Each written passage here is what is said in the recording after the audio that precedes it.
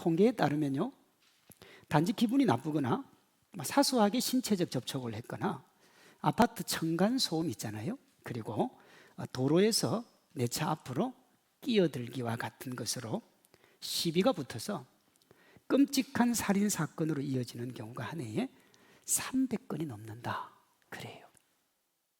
전체 살인과 방화 범죄 가운데 우발적으로 저지른 거 있잖아요. 내가 생각하고 저지른 게 아니고 그 순간 감정을 못 이겨서 저지른 게 전체의 한 40% 정도 된다 그럽니다. 사소한 일이 심각하게 고민해야 될 사회적 문제로 대두된 현실 이면에 뭐가 있느냐? 분노라는 게 있습니다. 개인이 가지고 있는 분노가 만들어내는 이 이해할 수 없는 사건들을 심리학에서는 심신미약이라고도 하고 구체적으로는 분노조절 장애다 그렇게 이야기를 하죠. 한 통계에 따르면 우리나라 성인 절반 이상이 분노 조절이 제대로 되지 않고 그 가운데 한 10% 정도는 치료가 필요하다고 그래요. 어떤 학자는 뭐라고 하느냐? 우리나라 사람 25명 중에 1명이 사이코패스다 그래요. 그렇게 하면 만약에 그 통계를 그대로 따르면 오늘 이 자리에도 사이코패스가 한 10명은 넘는 거예요. 25명당 1명이 있다 치면 심각한 거지 여러분. 최근에 이런 분노조절 장애를 호소하는 이들이 급격하게 늘어나고 있어요. 화를 참지 못하고 공격적으로 말하고 상대방을 위협하는 행동을 하는 겁니다. 오늘 본문에 이런 모습을 보이는 사람이 한 명 나옵니다.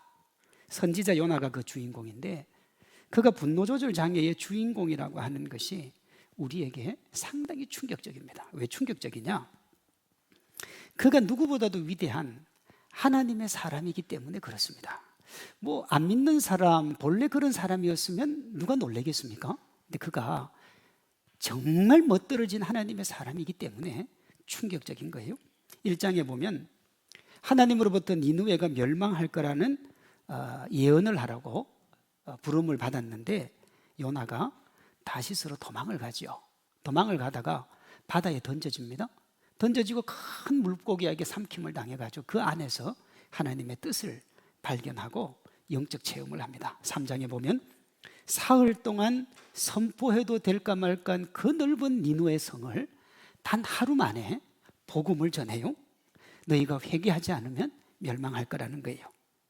이 요나의 말을 듣고 니느웨 백성들이 회개를 하고 하나님이 그들에게 내리려고 했던 재앙을 거두어 가십니다. 여러분 이런 건요 선지자라면 누구나 소망하는 거예요. 그러나 대부분의 선지자는 이 역사와 기쁨을 맛보지를 못해요. 그러니까 요나는 정말 하나님의 선지자로 부름받아서 하나님의 뜻을 정한 몇 안 되는 위대한 선지자인 거죠. 그리고 그의 사역은 하나님 앞에 큰 기쁨이었습니다. 그러다 보니 그만큼 위대한 선지자도 사실은 성경에 나오지를 않습니다. 요나 자신도 대단한 사람이고요. 그런 그가 뭘 가졌다고요? 분노조절 장애를 가지고 있었다. 3장까지는 아무런 문제가 없어요. 요나에게 별 문제가 있다는 느낌이 안 들어요. 왜냐하면 도망갔다가 하나님의 뜻을 깨닫고 난 다음에 또 반성하고 돌았으니까. 그런데 4장에서 이 문제가 대두가 됩니다. 왜 그럴까요? 3장까지는 외적인 모습입니다. 그만큼은 견딜 수가 있었던 거예요. 그런데 4장에 보면 그가 내적으로 가지고 있던 것을 더 이상 견딜 수 없어서 속된 말로 분노 조절이 안 돼서 외적으로 터져 나온 거예요. 이렇게 터져 나오는데 결정적인 역할을 한 게 뭐냐? 자기 뜻대로 되지 않는 현실이요. 3장까지는 자기 내면의 소망과 외적으로 이루어지는 것이 비슷비슷했어요. 그래서 그가 분노조절 장애가 있었지만 드러나지 않았는데 4장에 보면 그가 원하는 것과 정반대의 결과가 나옵니다. 그 현실이 그의 내면에 잠재해 있던 분노조절 장애를 겉으로 끄집어낸 거예요. 4장 1절입니다. 요나가 매우 싫어하고 성을 냈다 그랬어요. 앞에서도 말씀을 드렸는데 니느웨에서의 요나의 사역은 정말 대단한 것이었습니다. 하나님도 기뻐하셨고 요나도 이보다 더 큰 기쁨은 없었는데요, 4장 1절에 이걸 180도로 뒤집어 버린 거예요. 요나는 니느웨 백성의 회개와 하나님이 그들을 용서하는 걸 싫어했습니다. 그리고 그것을 견딜 수 없어했습니다. 그러자 내재되어 있던 분노가 자신도 모르게 분출이 딱 되었는데 통제가 안 되는 거예요. 하나님의 종이 하나님에게 화를 냅니다. 속된 말로 하면 하나님한테 대든 거예요. 하나님께 화가 치밀어 올라서 막말을 합니다. 3절에요. 여호와여 원하건대 이제 내 생명을 거두어 가소서. 사는 것보다 죽는 것이 내게 낫습니다. 누가 봐도 이건 말이 안 되는 거죠. 하나님의 선지자가 할 말은 아닌 거예요. 상황이 이렇게 심각한데 정작 본인은 이게 말이 안 된다는 걸 몰라요. 아니, 말이 안 되는 것을 모르는 것을 넘어서 자기가 한 행동이 정당하다고 하나님께 항변을 합니다. 9절에요.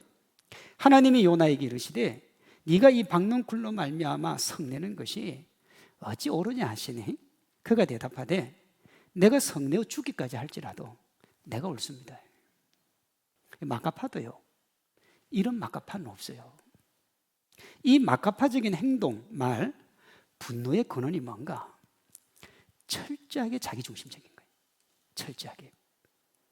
철저한 자기중심성의 괴물이 세상을 향해 쏟아내는 게 뭐냐? 그게 분노라는 겁니다. 요나가 하나님의 명령을 피해 다시스로 가는 배를 탄 이유가 뭐냐?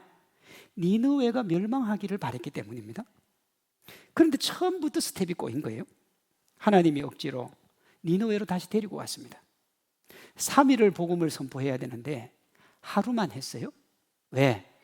니느웨 사람 회개하면 안 된다고 판단했기 때문에. 여러분, 요나가 큰 소리로 회개를 선포했겠습니까? 아마 자근자근 했을 겁니다. 쉬는 시간 다 쉬고 점심시간 1시간 확실하게 지키고 6시 되면 퇴근했을 거예요. 왜? 정상적인 업무만 하면 되니까. 그런데 니느웨 사람들이 회개를 해버린 거예요. 회개하면 안 되는 사람들이 회개를 했고 용서해 주면 안 되는데 하나님이 그 사람들을 용서해 주신 겁니다. 어느 것 하나 자기 뜻대로 되는 게 없었어요. 그동안 참아서 쌓였던 그 분노가 폭발을 했는데 그 대상이 누구냐? 하나님이에요. 있을 수 없는 일이 벌어진 겁니다. 그 이면에 자기 세계에 갇혀 사는 요나가 있습니다. 오늘 말씀이 감정과 거리두기입니다. 적절하게 감정과 거리를 두지 않고 내 마음에 솟아나는 감정 그대로 다 행동을 하면 이 요나와 같은 경우가 우리 삶에서 일어날 수밖에 없어요. 그럼 그 결과는 어떻게 되느냐? 자신의 의지와 반하는 현실은 견딜 수 없었고 분노의 감정도 다스릴 수가 없는 거예요. 우리 사회에 만연한 분노의 원인, 과정, 결과가 이와 별반 다르지 않습니다. 오늘 본문을 통해서 우리가 좀 더 살펴볼 텐데요. 철저하게 자기중심성의 괴물이 쏟아내는 그 분노의 원인이 뭐냐? 증오입니다. 증오. 요나는 니느웨 사람들에게 강한 적대감을 가지고 있었습니다. 1절입니다. 요나가 매우 싫어하고 성을 냈다 그랬습니다. 왜 성을 냈을까요? 요나가 아수르를 싫어한 배경이 이렇습니다. 요나가 하나님께 북이스라엘의 멸망을 예언하도록 부름을 받았습니다. 그게 언제냐? 한 BC 760년경입니다.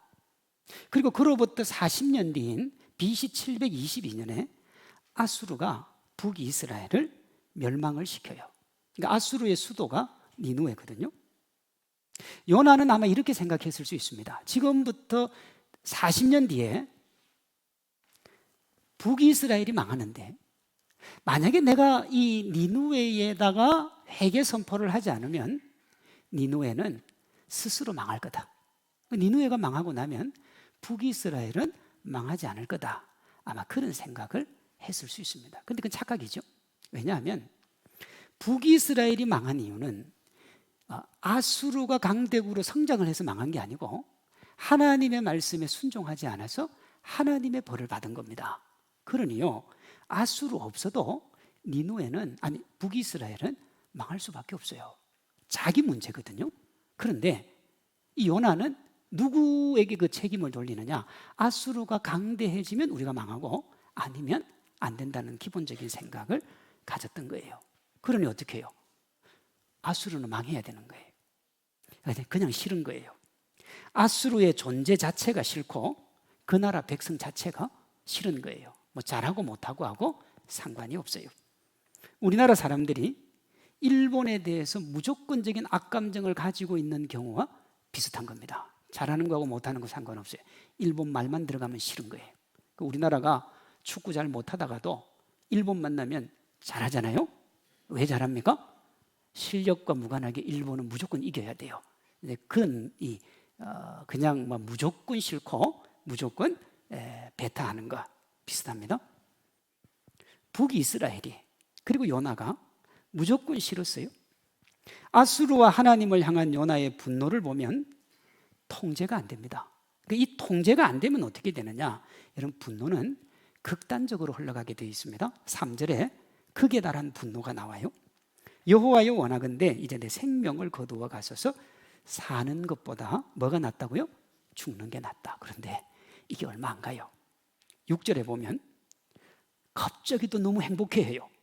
요나가 박넝쿨로 말미암아 어떻게 기뻐했다고요? 크게 기뻐했다. 크게.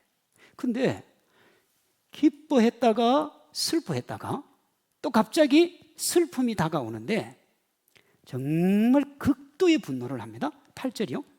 요나가 혼미하여 스스로 죽기를 구하여 이르되 사는 것보다 죽는 것이 내게 낫습니다. 현대의학에서 이렇게 감정 상태가 극과 극을 달리는 걸 조울증이라 그럽니다. 이 요나가 조울증이 온 겁니다. 정말 심각한 상태죠. 그런데요, 자기 행동이 정당하다 그래요. 9절 한번 볼까요? 하나님이 요나에게 이르시되 네가 이 박넝쿨로 말미암아 성내는 것이 어찌 옳으냐 하시니 그가 대답하되 내가 성내어 죽기까지 할지라도 옳다. 여러분, 자기 성질에 못 이겨서 죽는 사람 봤습니까? 아마 볼만할 거예요. 자기 성질에 못 이겨가지고 물고기는 그런 물고기가 있다 그래요. 딱 잡히면 그냥 자기 성질에 못 이겨서 죽어버리는 거예요. 요나가 뭐라고 그래요? 내가 성내어 죽기까지 해도 내가 옳다는 거예요. 여러분, 자기 옳음의 확신이 반대편에 있는 이들에 대한 증오를 만들고 통제할 수 없는 증오가 극과 극을 달리면 어디에 이르느냐? 파국이라는 종착지에 이르게 됩니다. 하나님께 절대 순종해야 될 선지자가 하나님의 지적에 내가 성내어 죽기까지 할지라도 옳습니다 라고 대답을 한다는 것, 여러분, 이걸 이상하게 봐야 돼요. 이상하게요. 요나의 행동은 정말로 말이 되지 않는 거예요. 하나님의 사람이 어떻게 이렇게 막무가내일까 싶은데 곰곰이 여러분 돌아보면 우리가 요나와 같이 말이 되지 않는 행동을 요나처럼 자연스럽게 하는 경우가 적지가 않아요. 여러분 주변에서 일어나는 분노와 자기 자신의 분노를 한번 돌아보십시오. 불평, 원망, 시기, 질투, 타인에게 화살을 돌리는 이들의 이면에 뭐가 있느냐? 자기 옳음에 대한 철옹성 같은 확신이 있습니다. 내가 옳다는 거예요. 지금 우리 사회의 혼란의 대부분이 여기에서 기인을 합니다. 보세요. 여와 야가 왜 극한 대립을 합니까? 무조건 여는 여가 옳고 야는 야가 옳은 거예요. 타협이 없어요. 내가 옳기 때문에. 자기 주장만을 고집하며 힘을 과시하는 이들의 만들어내는 이 혼란, 그것이 지금 우리 사회의 혼란인 겁니다. 그분들을 보면 자신이 문제라는 생각은 1도 하지 않습니다. 나는 아무 문제가 없어요. 반드시 상대방이 문제인 거예요. 왜 그러냐? 자기가 옳다고 하는 전제에 갇혀 살아서 그렇습니다. 그 옳음이 요나처럼요, 예수님을 믿으면서도 자신의 주장과 성경이 다르면 하나님의 뜻을 왜곡해서라도 내가 옳다고 하는 거예요. 내가 옳다고요. 이 자기 옳음에 대한 확신이 만들어내는 말이 되지 않는 모순의 절정이 뭐냐? 하나님의 종이 하나님을 들이받는 거예요. 이 자체가 절망인데 이보다 더한 절망이 있습니다. 하나님 들이받는 걸 하나님을 위한 일이라고 또 강변을 해요. 이게 무슨 얘기냐? 하나님이 뭐 몰라서 그런데 내가 정말 하나님을 위해 산다는 거예요. 아마 나중에 하나님이 내 뜻을 알아줄 거라는 거예요. 아, 여러분, 사람은 전지하지 않고 전능하지 않기 때문에 이럴 수 있어요. 그렇죠? 상대방이 내 뜻을 몰라줄 수 있어요. 그러나 하나님은 전능하잖아요. 전지하잖아요. 우리 생각을 다 알잖아요. 그래서 사실 하나님이 모른다는 건 말이 안 되는 거예요. 그런데 요나가 그렇게 생각을 했다고요. 하나님의 사람이 이 정도라면, 하나님 앞에 들림받고 쓰임받은 사람이 이 정도라면, 여러분, 정말 평신 들어서 예수님 믿고 세상 안 믿는 사람은 볼 것도 없는 겁니다. 오늘날 과도한 분노가 난무하고 증오 범죄가 기승을 부리고 극단 달리는 모습이 절미한 것은 어쩌면 이게 당연한 거예요. 문제는 예수님 믿는 우리입니다. 세상이 그렇다고 우리도 그렇게 하면 안 되잖아요. 증오로 인한 분노가 일상이 되어가는 것을 막아야 되고, 막을 수 있는 사람은 크리스천밖에 없어요. 세상 사람들이 분노하니까 나도 분노하고, 세상 사람들이 자기 감정 마음껏 드러내니까 나도 드러내며 살겠다 하는 건 사실은 우리가 하나님 앞에 순종을 안 하는 것이라고 볼 수 있는 거죠. 크리스천은 요나처럼 그들에게 동화되어 함께 그 길을 걸어가면 안 되는 거예요. 그럼 어떻게 하면 우리가 안 걸어갈 수 있는가? 어떻게 하면 우리가 크리스천처럼 살 수 있는가? 두 가지입니다. 하나는 자기 오름에 사로잡히는 것을 막는 겁니다. 그러니까 자기 오름에 젖어 있으면 안 돼요. 증오가 만들어진 분노가 자기 오름이 만든 괴물이다 그랬습니다. 현대 대부분의 심리학 질병의 원인이 다 이것 때문이라 그렇게 얘기해요. 그러면 현대적으로 일어나는 수많은 심리적인 문제를 어떻게 하면 해결할 수 있는가? 그것은 자기 오름을 내려놓는 것에서 시작을 해야 되는 거예요. 하나님이 자기 오름에 사로잡혀 분노하는 요나에게 이렇게 말씀을 하세요. 10절 11절입니다. 여호와께서 이르시되 네가 이 박넝쿨을 아꼈거든 하물며 이 큰 성읍 니느웨에는 좌우를 분별하지 못하는 자가 12만여 명이요 가축도 많이 있나니 내가 어찌 아끼지 아니하겠느냐 그랬어요. 하나님이 자기밖에 모르고, 자기밖에 몰라요. 그리고 자신만 보고 싶은 것만 보는 요 나에게, 그렇잖아요. 말씀으로 자신을 채우고 이기적인 자신을 돌아보라고 하시는 거예요. 하나님의 시선을 좀 가지고 상처난 마음에 생긴 쓴뿌리를 뽑아내고 깨어진 관계 회복하며 따뜻한 마음과 시선을 가진 신실한 하나님의 선지자로 서라는 겁니다. 하나님이 지금 뭐와 뭐를 비교하느냐? 요나의 박넝쿨 사랑을 하나님이 니느웨 사랑하는 거하고 비교를 하는 겁니다. 자, 요나가 뭘 사랑했느냐? 박넝쿨을 사랑했습니다. 그거 마르니까 짜증을 낼 수 있는 만큼 다 냈어요. 그런데 니느웨 사람 12만 명과 그 가축 다 죽는 거에 대해서는 당연하게 여겼어요. 어떻습니까? 여러분, 박넝쿨 하나하고 12만 명이 비교가 됩니까?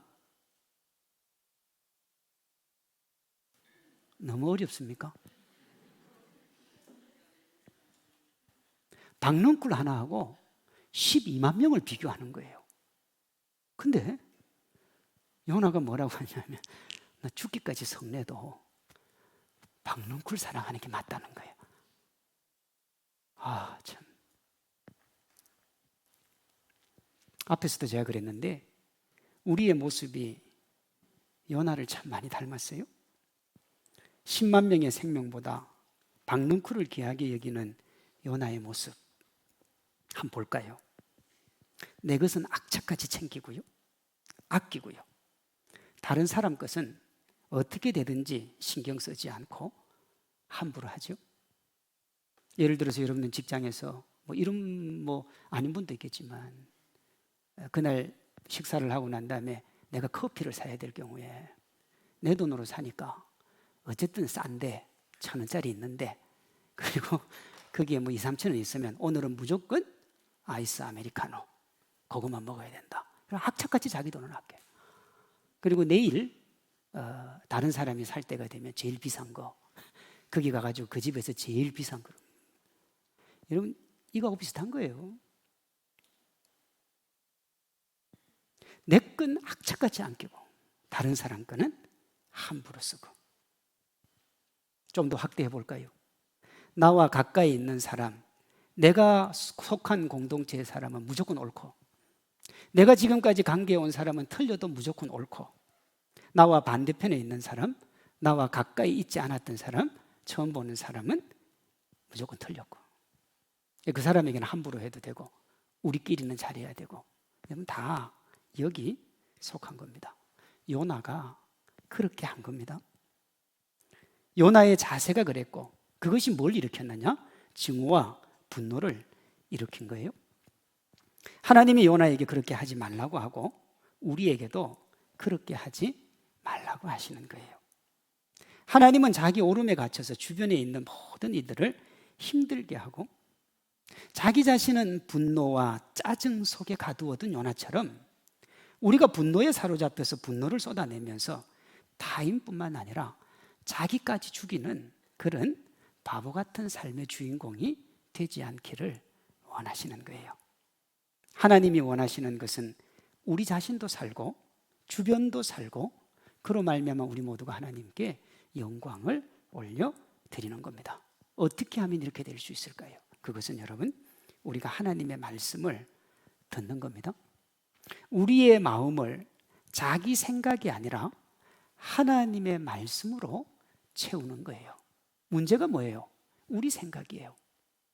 나아만 알죠? 나아만이 이스라엘에 와서 병 고치기를 원했어요. 그런데 선지자가 뭐라고 하느냐? 요단강에 가서 7번 씻어라. 여러분, 씻는 게 목적이잖아요.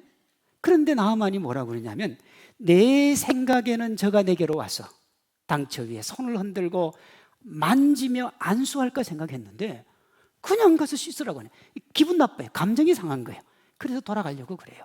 그때 그 종 한 명이 뭐라고 하느냐면, 주인이요, 이보다 더한 걸 하라고 해도 했을 텐데 이것만큼 쉬운 게 어디 있습니까? 그냥 가서 7번 씻으면 그만인 것을. 감정을 접고 생각을 해보니까 그 신하 말이 맞는 거예요. 그렇게 가서 아기 피부처럼 깨끗하게 됐잖아요. 감정대로 했으면 나아만은요, 거기서 그 인생이 끝난 거예요. 말씀을 듣고 말씀대로 하니까 새로운 역사가 일어나고 기쁨이 일어난 겁니다. 우리의 마음을 어떻게 지키느냐, 우리의 감정을 어떻게 지키고 우리의 생각을 어떻게 지키느냐, 말씀으로 지키는 겁니다. 빌립보서 4장 6절 7절입니다. 아무것도 염려하지 말고 오직 모든 일에 기도와 간구로 너희 구할 것을 감사함으로 하나님께 아뢰라. 그리하면 모든 지각에 뛰어난 하나님의 평강이 그리스도 예수 안에서 뭐요? 네 마음과 생각. 생각이 뭐예요? 지성이지요. 마음이 뭡니까? 감정이에요. 그 지성과 감정을 누가 지켜주실 때? 하나님이 지켜주실 때 우리가 바로 갈 수 있는 겁니다. 그렇지 않으면 내 생각으로 지키려고 하면 어떻게 되느냐? 언제나 뒤죽박죽이고 내 감정 쏟아내야 되고, 그러다 보면 힘들고 어렵고 지치고 피곤한 현실을 맞이할 수밖에 없는 거예요. 자기 생각보다 하나님 말씀 우선하고 말씀에 따름으로 타인을 향하지만 결국은 자신을 삼키는 분노의 노예가 되지 마시기를 바랍니다. 정오로 만들어진 분노가 극단으로 흘러서 모두가 공멸하는 다른 하나는 태도의 겸손함입니다. 태도의 겸손함. 물론 이 태도의 겸손함은 겉으로 드러난 것이 아니라 내면에 대한 자기 관리를 잘하는 걸 의미합니다. 여러분, 자기 오름에 사로잡히지 않으면 이건 자연스럽게 얻을 수 있는 결과예요. 요나의 분노 저변에 니느웨 사람을 무시함이 있었습니다. 여러분, 사람 위에 사람 없고 사람 아래 사람 없는데 요나는 니느웨 사람들을 우습게 봤어요. 무슨 얘기냐? 우리가 교회에 와가지고 자꾸 이스라엘 얘기를 하니까 이스라엘이 무슨 지중해 역사의 메인인 줄 아는데, 이스라엘은요 언제나 지중해 역사의 종속 변수였습니다. 이때 당시에 가장 강한 나라가 아수르, 이 다음에 바벨론, 그 다음에 페르시아, 그 다음이 알렉산더 대왕, 그 밑에가 로마입니다. 역사는 그렇게 흘러가요. 그리고 이스라엘은 강대국이 누구냐에 따라서 조금 편하기도 하고 안 편하기도 했지 메인이 아니에요. 그럼 요나도 마찬가지죠. 요나도 종속 변수에 사는 나라의 한 명에 불과했기 때문에 자기가 누구를 무시하고 이럴 입장이 아니에요. 그런데 자기가 최고인 것처럼 아수르 사람들을 무시했다고요. 그리고 하나님의 종이 하나님한테 안하무인이에요. 하나님께는 오직 순종이 답인데 자기는 그렇게 하지 않아도 된다고 생각을 한 거예요. 그것이 뭐냐? 내가 성내어 죽기까지 할지라도 옳다고 대든 겁니다. 둘 다 뭐예요? 태도가 오만해요. 태도가. 근데 인간관계든 하나님과의 관계든 가장 근본적이고 중요한 것이 뭐냐 하면 태도입니다. 태도. 일을 잘하냐 못하냐 그건 그 다음 문제예요. 다음 문제예요. 태도가 결정을 하는 거예요. 이때 태도는 긍정적인 태도입니다. 긍정적인 태도를 가져라 그러면 어떤 분들이 이렇게 얘기해요. 내 환경과 여건이 긍정적인 마음을 가질 만한 여유가 없습니다. 좋은 환경에서 긍정적인 태도 나오고 좋지 않은 환경에 살면 부정적으로 갈 수밖에 없다는 생각이 그렇게 깔려 있죠. 그럴 수 있습니다만 꼭 그런 건 아니에요. 어떤 분이 전 세계에 존경받는 300명의 리더의 어린 시절을 조사했더니 그 중에 25%가 심각한 장애를 가지고 있더라. 이런 헬렌 켈러 같은 경우는 있잖아요, 그렇죠? 말도 어눌하게 하고 장애를 가지고 있고, 그 중에 25%는 어린 시절에 부모님으로부터 심한 학대를 받았거나 가난한 가정에서 자랐더라는 겁니다. 그러니까 환경이나 여건이 영향을 미치기는 하지만 꼭 그런 건 아니라는 거예요. 이에 대해서 지거지글러라는 사람은 세계적인 리더들이라고 해서 그들의 성장 배경에 특별한 점이 있는 것은 아니다. 다만 그들은 예기치 못한 상황을 마주했을 때 부정적으로 대응하기보다는 긍정적으로 대응했다 그랬어요. 이 사건이 나에게 무슨 의미가 있고 내가 이 사건을 통해서 어떻게 좀 성숙할 수 있을 것인가, 그걸 고민했다는 거예요. 그러면 리더가 안 되는 사람은 어떻게 하느냐? 불평거리, 자기가 가지고 있는 이렇게 속으로 있는 분노들을 표현할 수 있는 거리로 생각을 하는 거죠. 여러분, 상황보다 중요한 건 그걸 받아들이는 태도입니다. 우리의 태도를 결정하는 것은 환경이나 여건이 아니라 바로 우리 자신인 거예요. 피터 헛이라는 사람은 이걸 이렇게 말했어요. 모든 상처, 분노, 실망, 좌절 그리고 다른 부정적인 생각들과 감정들이 다른 사람 때문이라고 말하는 사람들이 있는데 그것은 사실이 아니다. 이 모든 것들은 우리 자신의 마음속에 존재하는 것들이다. 우리 자신이 이러한 것들을 마음에 새기고 있기 때문이다 그랬습니다. 세상에 상처, 분노, 실망, 좌절이라는 그 어떤 특정한 대상이 있습니까? 어느 동네에 어디 가면 분노가 있고 어느 동네에 어디 가면 좌절이 있고 어느 동네에 어디 가면 실망이 있습니까? 아니에요, 여러분. 그 실체가 없어요. 실체는 어디 있습니까? 다 내 마음속에 있는 겁니다. 마음속에 있는 걸 겉으로 끄집어낼 때 그때 실망, 상처, 분노가 되는 거예요. 그래서 다른 사람이 나의 태도를 결정하도록 하면 안 돼요. 자기 태도는 자기가 정하는 겁니다. 루즈벨트 대통령이 이런 말을 했습니다. 누구도 당신의 동의를 구하지 않고 당신을 열등하게 느끼도록 만들 수는 없다 그랬어요. 그건 누가 동의했다는 거예요? 내가요. 내가 열등감을 느낄 수 있도록 내가 동의를 했기 때문에 열등해지는 거지 누군가에 의해서 만들어진 것은 아니다 하는 겁니다. 환경, 여건, 다른 사람의 말에 흔들리면 안 된다는 말입니다. 톨스토이가 자기 삶에서 추구했던 3가지 질문이 있습니다. 첫째, 이 세상에서 가장 중요한 시간은 언제인가? 둘째, 이 세상에서 가장 중요한 사람은 누구인가? 셋째, 이 세상에서 가장 중요한 일은 무엇인가? 자, 가장 중요한 시간은 언제고, 중요한 사람은 누구고, 중요한 일은 뭔가? 이거 생각하면 행복한 인생 살 수 있다는 거죠. 그리고 톨스토이 스스로가 답을 냈어요. 이 세상에서 가장 중요한 시간은 현재이고, 가장 중요한 사람은 지금 나와 함께 있는 사람이고, 이 세상에서 가장 중요한 일은 지금 내 곁에 있는 사람에게 선을 행하는 것이다. 그렇게 하면 행복한 인생 살 수 있다는 겁니다. 요나에게 적용해 볼까요?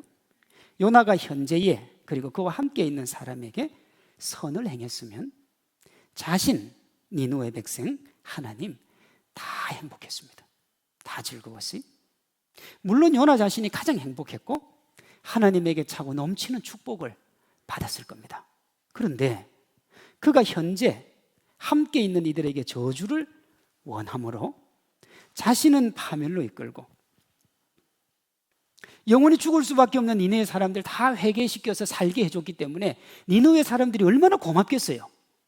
그러니 가만히 뒀으면 모든 사람 12만 명이 와서 고맙다고 얘기했을 텐데 그 마음 하나 잘못 먹는 것 때문에 감사 인사 못 받았고요. 하나님께 축복을 받아야 되는데 하나님과 고통스러운 논쟁을 하면서 말로 다 할 수 없는 슬픈 주인공이 되고 만 겁니다. 슬프지 않아요? 마음 하나 잘 먹었으면, 하나님 앞에 내놓았으면 그런 일이 절대 없는데 내 감정 가는 대로만 행동 안 하고 감정과 조금만 거리를 뒀으면 그런 문제는 생기지를 않았는데, 우리 삶을 한번 되돌아보시면 내가 급하게 감정적으로 쏟아낸 것 때문에 일어나는 문제가 엄청나잖아요. 요나스의 중요한 특징 중에 하나가 뭐냐면 열린 결말입니다. 11절에 보면 하나님의 물음에 요나가 어떻게 했다 하는 말이 없어요. 요나가 어떻게 대답하느냐에 따라서 그의 앞길이 결정이 된다는 겁니다. 오늘 우리에게 주시는 교훈이 그겁니다. 하나님이 우리 각자가 살아가고 있는 삶을 어떻게 대할지를 물어보신다고요. 우리 앞에 나와 있는 현실을 내가 어떻게 대할지, 야, 너는 너 상황을 어떻게 대할래? 라고 주님이 물어보신다고요. 내가 처한 상황 속에서 자신이나 타인 혹은 하나님께 성을 낼 것인지, 아니면 그걸 하나님의 뜻으로 받고 자기가 교훈을 얻어서 좋은 발판의 토대로 삼을 건지. 이건 우리 앞에 놓여 있는 그 어떤 것도 되죠. 가족 간의 관계도 되고요, 직장 동료 간의 관계도 되고, 자신이 가진 성격이 될 수도 있고 의지가 될 수도 있고 내가 살아온 믿음의 자기 확신이 될 수도 있는 겁니다. 타인을 향해서 원망하고 무시하고 여러분 용서하지 않고 그렇게 살 건지, 내가 그 마음을 받아들이고 하나님 앞에 성실하게 살 건지는 자기가 결정을 하는 거고요. 그것이 나의 미래와 새로운 것들을 열어가게 된다는 겁니다. 하나님이 오늘 여러분에게 물으십니다. 그러면 여러분 요나처럼 하나님과 사람 상황 어느 것 하나 가리지도 않고 내 감정대로 생각도 하지도 않고 짜증과 화를 내면서 내가 성내어 죽기까지 할지라도 옳다 그러시겠습니까? 아니면 하나님의 오르심 앞에 여러분의 생각과 방식을 접고 주님의 뜻을 받아들이고 주님의 마음으로 주어진 상황을 대처하게 해달라고 기도를 하시겠습니까? 자신이 생각하는 바에 대한 굳은 확신으로 타인을 정죄하고 미워하면서 분노를 쏟아내면 공멸한다 그랬습니다. 그만 고통당하는 게 아니고 결국은 나도 망하게 되는 거예요. 사는 길은 말씀으로 자신 돌아보고 잘못된 것 있으면 고치고 겸손히 하나님께 순종하고자 하는 자세를 가지는 것입니다. 이렇게 함으로 여러분 본인도 그리고 주변 사람도 미움과 분노로부터 자유하고 종국에는 하나님께 영광 돌리며 하나님의 축복 차고 넘치게 받아 누리는 신실한 하나님의 사람들 되시기를 주님의 이름으로 축원합니다.